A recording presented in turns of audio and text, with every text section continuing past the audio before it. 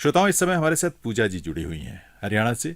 वही पूजा जी जिनका जिक्र माननीय प्रधानमंत्री महोदय ने मन की बात में किया था।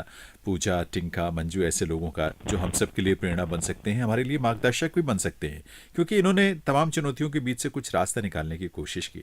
पूजा जी का बेटा जो कि सुन नहीं सकता था, उसको लेकर जो चुनौतियां रही होंगी, समस्याएं रही होंगी, और उसमें से जो रास्ता उन्होंने निकाला, उनके अनुभव से कुछ हमें सीखना चाहिए। इसीलिए मैंने संपर्क किया है इस समय सीधे पूजा जी से फोन लाइन के जरिए। आइए बात करते हैं। पूजा जी नमस्कार। नमस्कार जी, नमस्कार। हमें उत्सुकता हुई जानने की कि आखिर वो क्या परिस्थितियां थी पहले, जब बच्चे के बारे में आपको पता लगा होगा कि वो सुन नहीं सकता। जब डॉक्टरों ने मुझसे ये कहा कि मेरा बच्चा सुन नहीं सकता, बोल नहीं सकता, तो मेरे एक तरफ से जी मैं बच्चे को जन्म ही क्यों दिया इसको, ये जब सुन नहीं पाता, बोल नहीं पाता, ये जिंदगी में क्या कर पाएगा। मुझे बहुत रोना आता था, बहुत ज्यादा मैं परेशान रहती थी। फिर ये 5 साल का बाद हो गया, तो उसके बाद जो मेरे भाई थे गुड़गांव में स्कूल में के पास में, वो जॉब करते थे, प्राइवेट जॉब, उन्होंने मुझे सपोर्ट किया कि दीदी आप ऐसे ही घबराओ नहीं, स्कूल है बच्चों का, स्पेशल एज। तो वहाँ पे उस टाइम मैं गई, तो वहाँ पे देखे मुझे एक आस आई थी। अच्छा। आस लगी थी कि हाँ मेरा बच्चा भी कुछ बन सकता है। आज मैं अपने बच्चे को कामयाब करने में सक्सेस हूँ। अब मुझे किसी चीज की दिक्कत परेशानी वाली कोई बात ही नहीं है। तो आपने मैं भी जो साइन लैंग्वेज है वो खुद आपने भी सीखा है? हाँ जी, एक्चुअली मैं उनके पास थोड़ी आर्थिक स्थिति कमजोर है, इस तरह से अच्छा। Indian sign language research and training centre, जी जी। तो वहां से मैंने 1 साल का डिप्लोमा कोर्स किया था।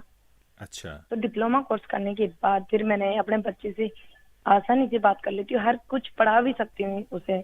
बच्चे ने भी फिर ये सीखा होगा साइन लैंग्वेज जहाँ पे उसको पढ़ाई बच्चा होती एक्चुअली होगी। सर 2 साल से हॉस्टल में रह रहा था अच्छा। गुड़गांव में।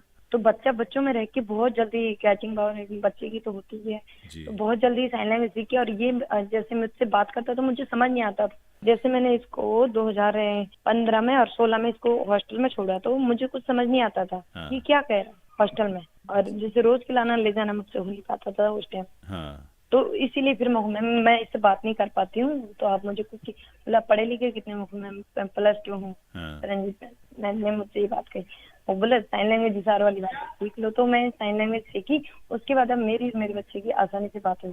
पर तो आप आसानी से उससे भी बात कर लेती हैं? जैसे मेरे बेटा अभी भी कई बार घर चले जाता है, तो घर परिवार में मेरी साइन लैंग्वेज नहीं सीख पाते हैं हर कोई, जैसे दादा दादी हैं, तो वो एक्चुअली हर चीज के लिए मेरे पास फोन मिलाते हैं कि आप इसको समझाओ क्या कह रहे हैं। जी जी। मुझे लगता है घर में सबको थोड़ा थोड़ा आना चाहिए कुछ, कि बच्चा जो कहना चाह हाँ, रहा है। बेसिक साइन लैंग्वेज आनी चाहिए।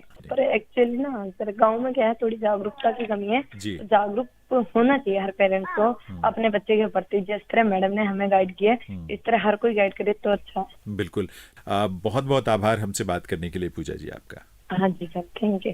श्रोताओं, घड़ी की सुई का इशारा यह है कि अब मुझे भी आपसे इजाजत लेनी होगी। अपना ध्यान रखिएगा। नमस्कार।